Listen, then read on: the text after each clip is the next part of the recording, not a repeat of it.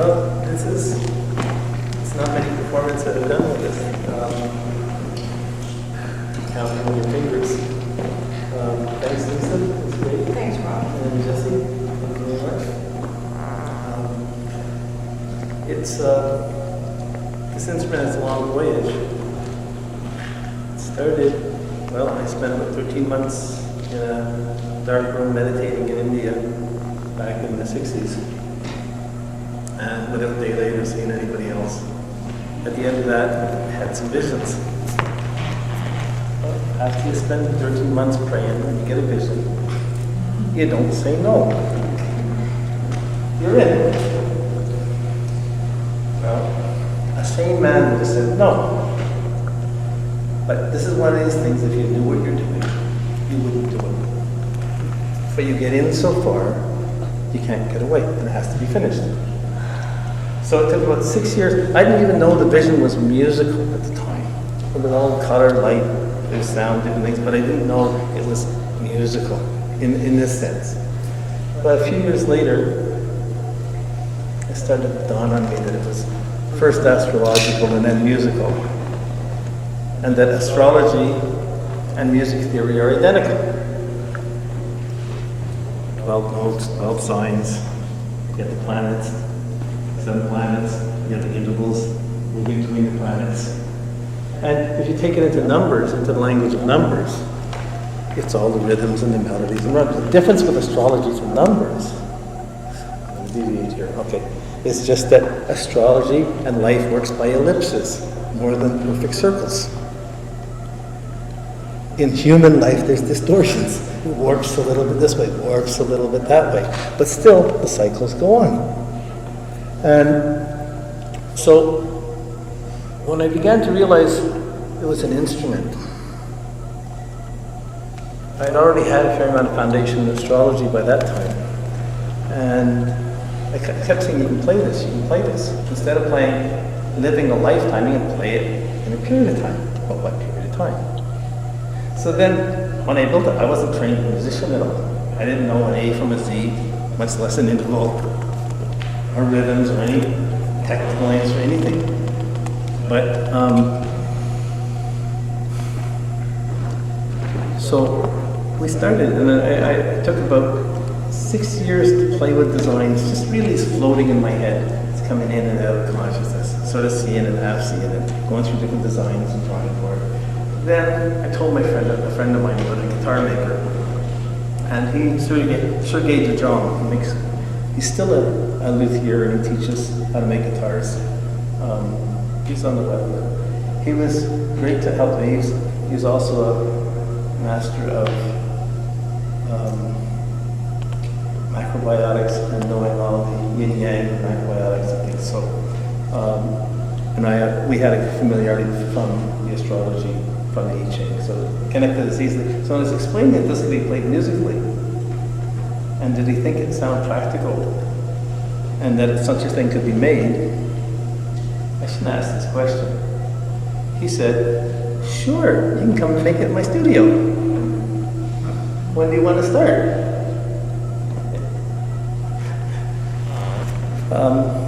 So my bluff had been called. And from that point on, it was about 2 years of 70-hour weekends, going in, working with shop. I'd worked with shop before.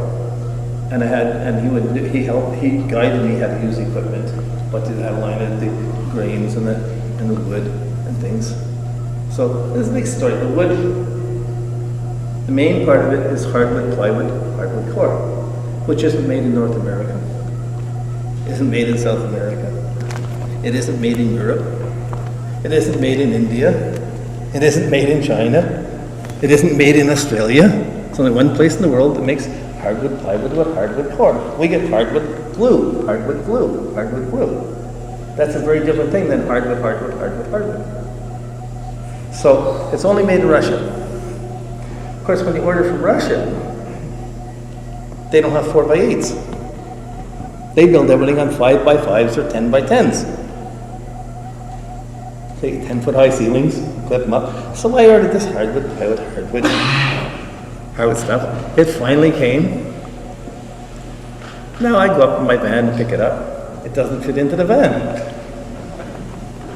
5 by 5. So onto the roof it goes. And that was the beginning of this. It's still bigger than 4 by 8, so it doesn't fit in most vans. But we started building it. The mid part is just spruce. It's about 16 guitar tucks, had to be joined with 16 joints, smoothed out, with lattice work underneath it.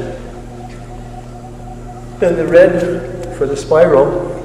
See in the center, this is the sun. The spiral is the earth following it across a year. It's not just going around the sun. The sun's moving. The earth is spiraling behind it, like you'd see a comet moving. It spirals behind it. It's moving as it goes through the galaxy. So this spiral, that was the sun with the spiral around it and the sense of a year. This is a big part of it. It's also like the bone in your ear, interestingly enough. So that was the first part of it. And originally, I had thought the spiral within a circle. I was going to make a spiral within a circle. It turned out the mechanics were not, it could have been done, but it was subtler. And I decided that I'd take the pyramid, which represents the seasons, and draw the circle in the pyramid, put the spiral within the square. So it's a two-stringed instrument, double-bridged instrument. The strings start from the center, they go over a spiral bridge, and they go over a square bridge. So the notes, they'll start, it goes down, and then it comes up. Then it goes down, but when it comes down again, the spiral's gone in further. It's a longer string. Then it comes up.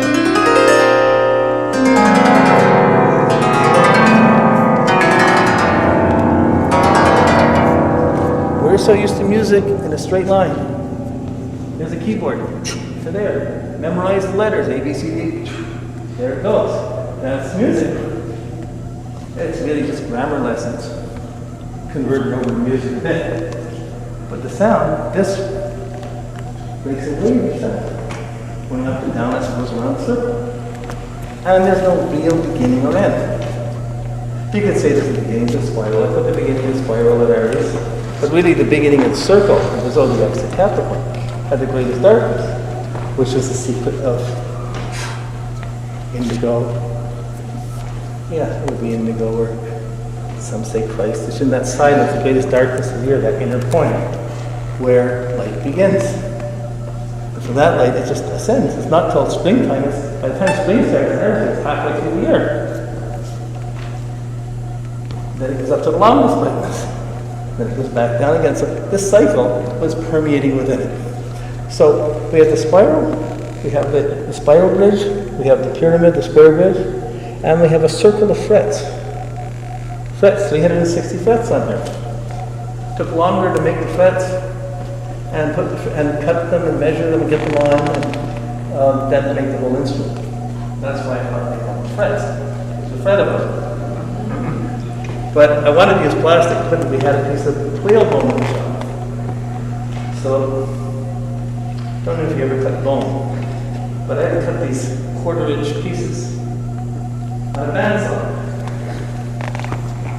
And I don't know if you're familiar with bandsaws. It's a big blade, goes around, it wobbles. You're trying to cut something that's 1/4 inch. It's kind of a miracle to do it.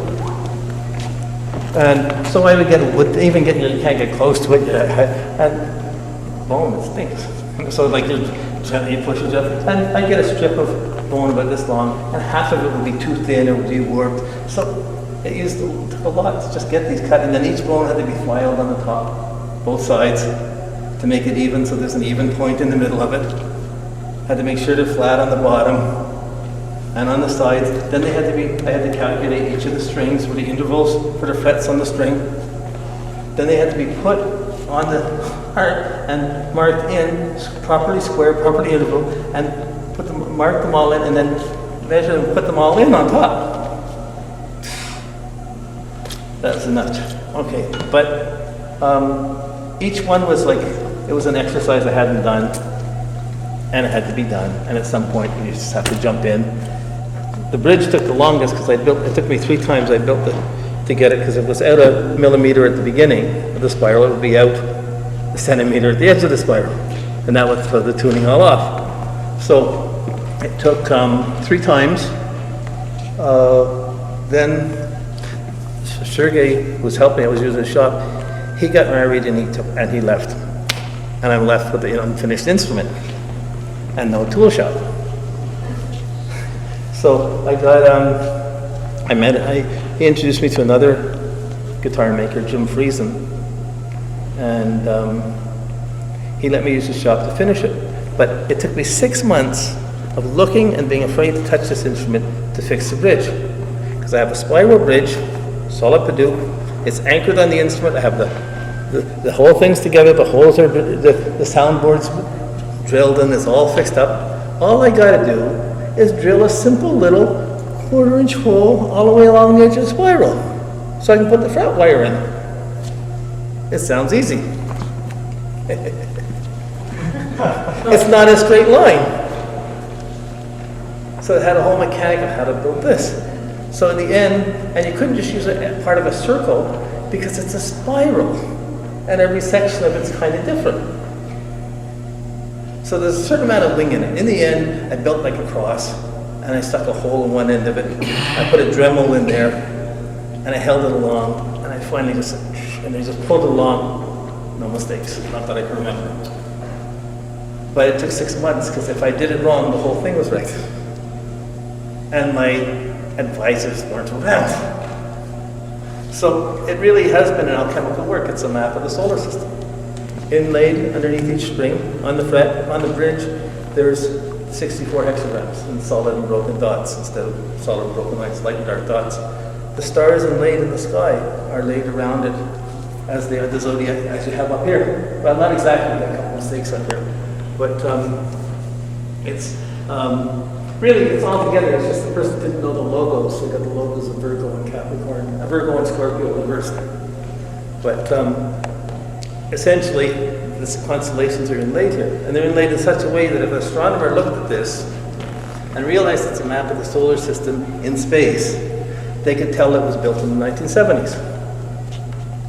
Because the precession of the equinoxes, where the stars were, it's the timing of where we are in space. And in time, from whatever levels it comes in. And so this was all part of the mechanics of the imagination. It was like, I wasn't sleeping much, I was too lit up about the ideas of it. At the same time, I'm not a musician. So I figured I built it, I get the strings on it, I'm done. Well, the strings themselves were an issue, but I got the first set of strings on it in April 9th, I think it was, 1979 when it was finished. I thought I'd finished my work. I'd got it built. There's strings on it. All right. Now, I was thinking just put all the strings on them, and they'll just the different spaces will tune it itself. Okay, I didn't have any concept that different strings would just break at a certain interval, at certain thicknesses. It cost me about 4 or 5, maybe 6 grand worth of different types of strings, and about 8-9 years to get the first decent tuning system for it. Because it all keeps going around in itself. This is the 13th tuning system. So if any of you play piano, and you went away, went to home, went to sleep, you wake up, you want to play piano, and someone's changed all the keys. That's happens when you change the tuning system on this. It's a new instrument. You have to memorize it over again. 72 strings. Okay, now, so this was some of the puzzles around it. But it really is the spiral, the circle of frets, and the square bridge. And in those harmonies, I just trusted them to make the sounds. So I didn't know if it would sound good. I didn't know if it would be easy to play. I knew it would look nice if I hung it on the wall by the time I finished. But I had no idea musically which way it was going to go. So I just ended up trusting the languages. And so once it was built, all of a sudden my work really just began. When I thought I'd be free, it hooked me in for another 30 years. I'm still just learning from it. So I wasn't trained in ear toning, like in scales or anything like this. In fact, in school, they threw me out of the music class because I couldn't sing. I had to mime or get the day off when the class choir was singing. That was back in the days when you were either talented or you weren't.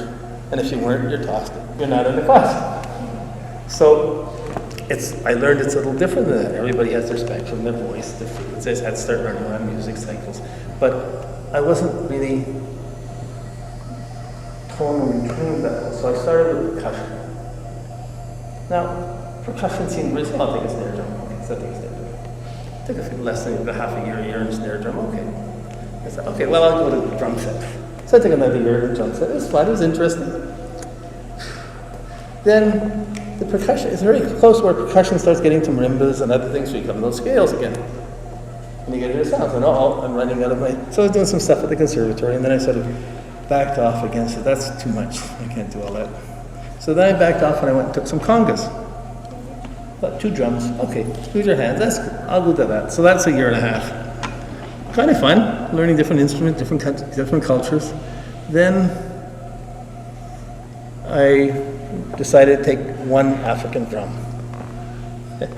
If there's such a thing as one African drum, because one drum leads to another, until I had about 50 or 60 drums. Or some places you have to have a drum for each sound. And the drum set is like 15 drums. So anyways, I got involved in this and I learned different rhythms, different percussions up to a certain point. Then I chant a lot. When I was in India, I chant a lot. I chant 2-3 hours a day. I have for maybe 40 years, probably longer. There was a funny day when all my drum beats, you're counting your drum beats, 1, 2, 3, 1, 2, 3, 1, 2, 3, 1, 2, 3, they changed to chants. They changed the names of God. What a difference. What a different world. All of a sudden, I let go to drumming. But I changed it. I changed it to my clapping. But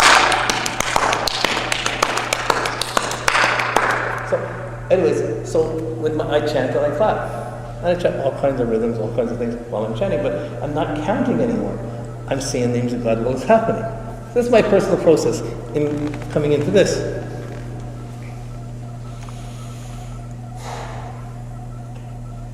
So it's been, music is the universe. It's sound, it's vibration, it's everything.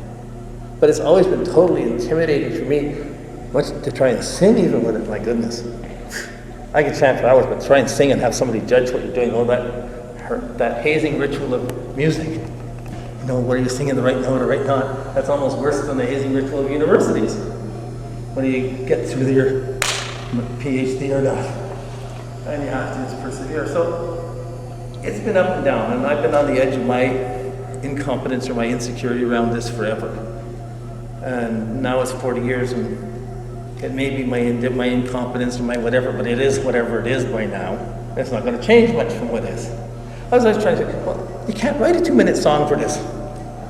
You get 3 people on this, 4 or 5 minutes, you're just getting into it. I haven't been able to market it. It doesn't fit into any genre. Music is marketed, this is rock, this is jazz, this is new age. It's not new age, it's not electronic. It kind of sits on a fringe of jazz, but it's not mainstream jazz. It doesn't hold just it. So I haven't been able to market it. It's just been floating around. Do it. So I made myself make a CD a year with different people. We've done, I don't know if I've done, this is maybe the 7th performance with people in public, usually recording in the studio.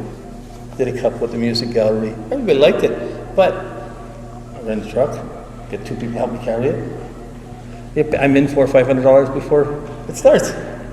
So it's not something you can easily get a gig for. It has to be set up whole big. I don't like the music industry. It's too much work. You have to know all these things. But I did struggle with recording them and building it up. But it's been such a fun experience coming at music from any angle, from different sides, with 2 or 3 people on the instrument at the same time. It's like having your bass, lead, and rhythm all in the same place. And you have the different sensitivity with each other. So I refer to it as the great equalizer. You can only go with the lowest common denominator. Whoever's the weakest player, you align to that and you do what you can. And you go along with it. So it's another unique thing about it. It's acoustic and percussive. Piano is just percussive. Strings, it has both. A zither, yeah, you can hammer it. but you can't normally pluck it.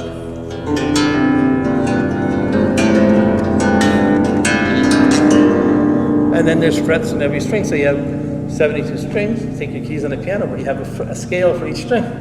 It's a sound machine. It's easy to make noise with it. But the more people you get on, the more you have to structure it. 2 or 3 people, it's easy to wing it. As soon as you get 4, 5, 6, you have to structure pieces because it just. But I've had kids, 8, 9 years old on here, just come on it, and within a few minutes they're making music on it. You go, oh, what are they doing? But it's just in the play of coming at it. But in that play of coming at it, I'm coming at the pyramid. Each quarter is a season. Each string's a week of the year. When you fret it, is each day of the year. The tuning system, probably one of the most sophisticated tuning systems. Originally it was pentatonic, and you could play all around it and you could do no wrong, it always sound good. But after a couple of years of that, it was like living in Toontown. I can't take another nice song. If I hear another nice song, I'll kill somebody. So you want some contrast. It's like if you heard Pachelbel's Canon 100 times in the store. The next time you hear it, you're not going to buy anything. You're going to want to get out of the store. So, but it seems so nice to play. So it had a lot of nice, really melodic things with it. So I really had to research what Pythagoras did, what Confucius did, what different rhythms did in India, how different patterns will make, different tuning systems will make very different than our own. And in the process, something's worked out. This is the 13th system. I switched to a chromatic scale. So the first, every 5 strings is a sign of the zodiac. 5 strings, 6 strings, 5 strings, it's the signs of the zodiac. They're inlaid here. They're inlaid on the sides. Those are the marks for the signs of the zodiac. And the fixed signs are on the corners. And those are the 4 middle of each season. Now, well, it's easy to get lost in this.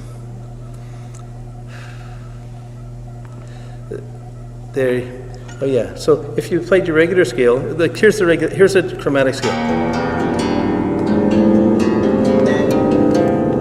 One pass, but it goes out like that. If you took the regular scale of this, so you're playing notes opposite each other, so going out from the edges. So that idea came to me from kalimbas, thumb pianos. African thumb piano, they just have the strings coming out, they come out and look like a corner of this. I went, oh, look at that. And it just, the tuning system fit. But it requires a different manipulation because I'm going back and forth to do notes, rather than one after the other like on a piano. And so this was a big breakthrough because by getting to chromatic scales, it can play with any other instrument now on their terms, rather than the instrument having to be tuned into what I'm playing. So this was just by itself. All the sounds you heard tonight is just Celestial Harp. But when you add a voice to it, a couple of opera singers, we had a couple of opera singers sing with just sounds without words. It was incredible. You put a sax to it, it changes it. You put anything with wind or anything around it, it just fits in between the strings. So this thing really vibrates and resonates. But they're short strings. This is an 8-inch string. So this is the longest string. It's 26 inches. Guitar strings are longer than that. They are guitar strings, but the bridge is longer than that, so it vibrates. But this doesn't vibrate that much, each string. But each string resonates with every other string around it, and you get a whole other sound of instrument. So it's hard strings. They're short. But they trigger off the resonance and the sympathetic resonances with all the others, and it just comes alive. So this is the adventure. I'm hoping one day, I'm getting older now, but one day I hope to find people who might want to get copies, want to make orders of it. If I get enough, then maybe I can get a company build it, or I can find some people who have some money who want to make them. Because I'm stuck with having the only one in the world right now.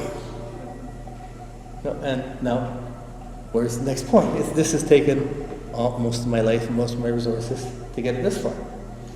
So I was really happy. I've known Niall for years when he first came over to Toronto. And we had a lot of magical and mystical talks back then. I used to run a mystical library. But it was really nice when he called and said, do it here. How would you do a performance here? So you got a budget? He says, no. I said, oh, jeez, I can't afford to do this. Then I thought about it for a day. He says, this is such a neat place to do it. I can't afford not to do it. So it just fit in here. You know, it just feels like right at home. So I thought, well, he'll just come, we'll do it. And that's how we got here. That was about a month ago. And so the examples we did today, just try to give, there was hammering, there was sliding, there was plucking, and there was the weird thing, right? They made the extended thing, because I always wanted to bow it. There's nothing to bow it with. I made something with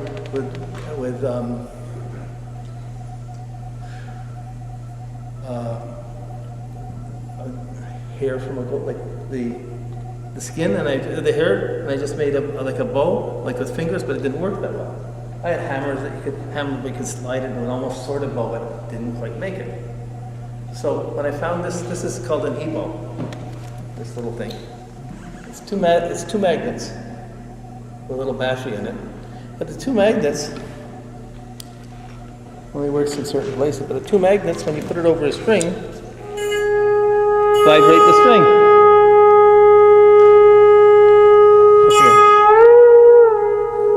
So it's an interesting thing. It was really made for guitars. And when you put it on the bass guitar and put it on the string, it goes over when it goes over the pickup, it goes whoa, it goes crazy. You can really get tremendous effects with it.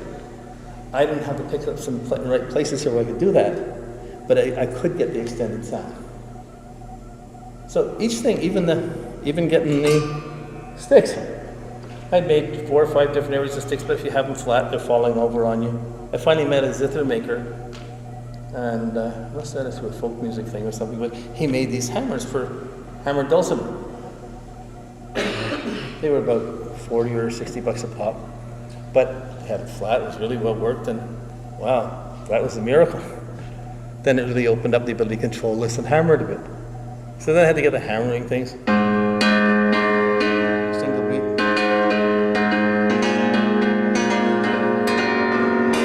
Double beats. Triple beats, trying to get them together. It's just the language of trying to work with it. So this is where it is. You're at the stage in the evolution of it, where this is what it did. All these sounds, just one instrument. It's hard to believe. You'd think it's a symphony. You know, like we're playing in it. So, well, that's basically it. And I just want to thank them all for inviting me on this.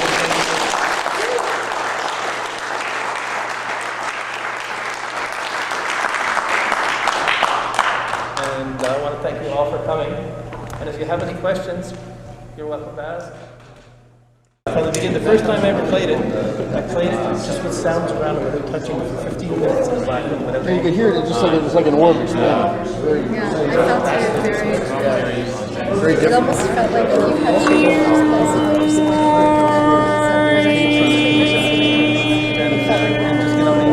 It's just incredible.